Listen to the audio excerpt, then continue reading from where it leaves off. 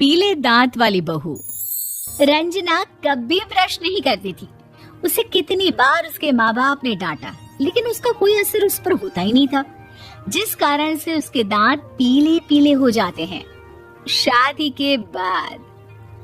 अरे बहू, वैसे तो तुझ में कोई कमी नहीं है, पर तेरे दांत इतने पीले कैसे हैं बेटा? कैसे मतलब? कोई सर्जरी थोड़ी ना कराई है। वो तो क्या नाम, मैं ब्रश नहीं करती थी तो पीले हो गए। अब क्या करूं? आप कहें तो लाल करवा लूं या फिर काले? यार ये क्या है, क्यों माँ से लड़ रही हो? लड़ रही हूँ? अरे मैं लड़ रही हूँ या ये बोल रही है कि दांत पीले हैं, पीले। अरे तपस्या थोड़ी ना की है इन्हें पीले करने के लिए। बकायदा ब्रश नहीं किया है 20 साल तक, तब जाकर। छी, कैसी बात कर रही हो? ये उस वक्त तो पीले नहीं थे जब हम लोग तुम्हें देखने आए थे। अरे तब साफ करवा लिया होगा डेंटिस्ट के पास जाकर। अब देखो कैसे पीले पीले लग रहे हैं। रंजना सास की तरफ गुस्से से देखती है। फिर शुरू हो गई पीले पीले पीले। अरे पीले तो तब भी थे जब मेरे हाथ का रसगुल्ला उड़ा उड़ा कर खा रही थी और बोल रही थी, लड़की नहीं गुणों का खजाना दे रहे भाई साहब। खैर, अब वो लोग करते भी तो क्या करते, पीले दांत वाली बहू पल्ले पड़ी थी तो झेलना तो था ही। एक दिन कीर्तन में रंजना गाना गा रही थी। अरे कमला बहन, माँ का द्वार है, यहाँ तो सब शुद्ध होकर आते हैं, फिर अपनी बहू को ब्रश भी नहीं करवाती तुम। दूर से पीले पीले दांत भक्ति में बाधा उत्पन्न कर रहे हैं। और कोई 2 साल के बच्चे थोड़ी ना लेकर आई हूँ मैं बहू बनाकर। अच्छी खासी लड़की है, अरे कैसे करवाऊं ब्रश? ये तो उसे खुद करना चाहिए ना। अब माँ बाप तो इसके जैसे तैसे निपटा दिए, ये नहीं सोचा कि सास कैसे संभालेगी। सास बहू को लेकर घर आ जाती है, लेकिन सोच लेती है कि अब इसे लेकर कहीं नहीं जाएगी। अगले रोज बहू कहती है, अरे क्या हो गया, मंदिर नहीं जाना क्या? कीर्तन का वक्त हो रहा है। मेरी मधुर वाणी से कान्हा जी जागते हैं और सोते हैं। आप तो जानती है ना उनकी भक्ति में कितना मन लगता है मेरा। वो क्या है ना, तबीयत ठीक नहीं लग रही है मेरी, आराम करूंगी मैं। तबीयत ठीक नहीं लग रही? अभी तो मिथुन के गाने पर नाच रही थी आप, और आप बोल रही हैं कि तबीयत ठीक नहीं लग रही।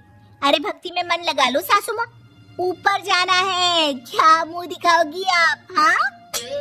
सास को बहू की बात पर गुस्सा आ जाता है। मैं क्या मुंह दिखाऊंगी, इसकी चिंता तो ना कर, समझी? अपने मुंह की चिंता कर, जो ये पीले पीले दांत लेकर हर जगह पहुंच जाती है। पता है लोग कितना मजाक बनाते हैं। ना जी ना, मैं नहीं जाना कहीं तेरे साथ। तो ये बात है।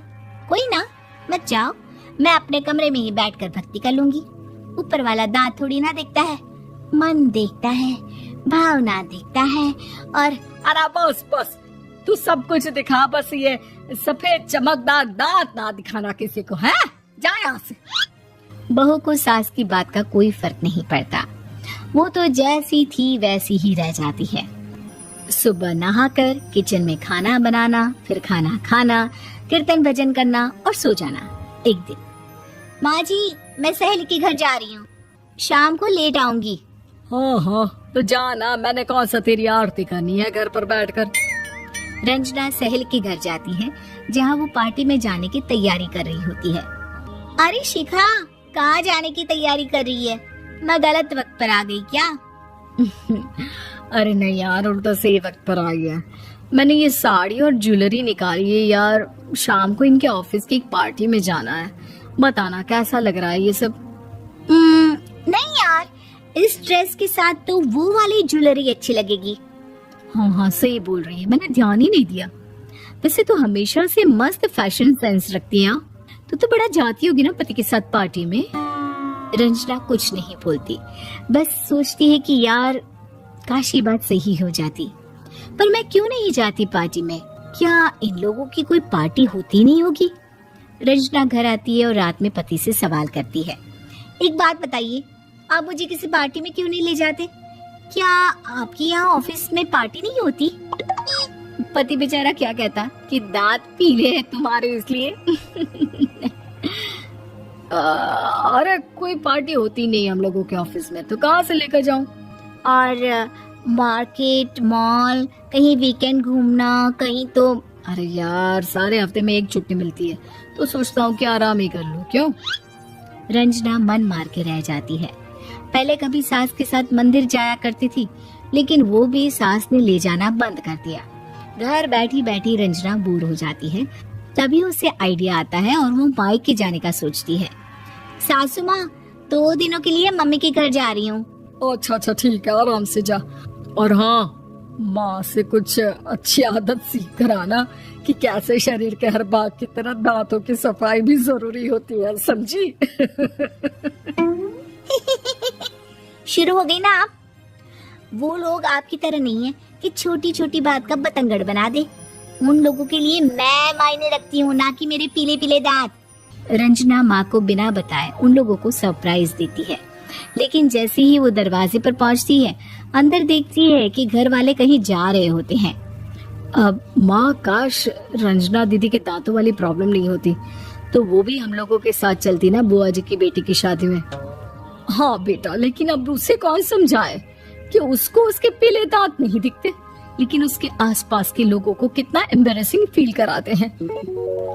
मुझे तो कितनी बार उसके स्कूल की टीचर ने शिकायत की कि उसके साथ कोई लड़की बैठना भी नहीं चाहती, और ना ही कॉलेज में कोई उससे बात करना चाहता था। लेकिन पता नहीं क्यों उसे ये बात समझ में ही नहीं आती। कोई कमी नहीं है उस लड़की में, बस यही कि दांत पीले हैं। वो तो भला हो जीजा जी और उनकी माँ का, जो दीदी को जैसी है वैसे ही रखा हुआ है। रंजना को अपने घर वालों की बात सुनकर बहुत दुख होता है। वो सोचती है कि वो क्या करे, लेकिन फिर वो सीधा डेंटिस्ट के पास जाती है, अपने दांत चमकाती है और कसम खाती है कि वो रोज ब्रश करेगी। और क्या हो गया? तुम तो 2 दिनों के लिए गई थी ना, पर कोई ना, अच्छा है, चलो आ गई तो। रंजना सास के सामने आकर खड़ी हो जाती है और पूरी स्माइल करती है, उसके चमकदार दांतों को दिखाती हुई। हैं? चले मंदिर? माँ, मुझे माफ कर दीजिए, मैंने आप लोगों को बहुत एम्बैरेसिंग फील करवाया। मैं आज से रोज ब्रश करूंगी।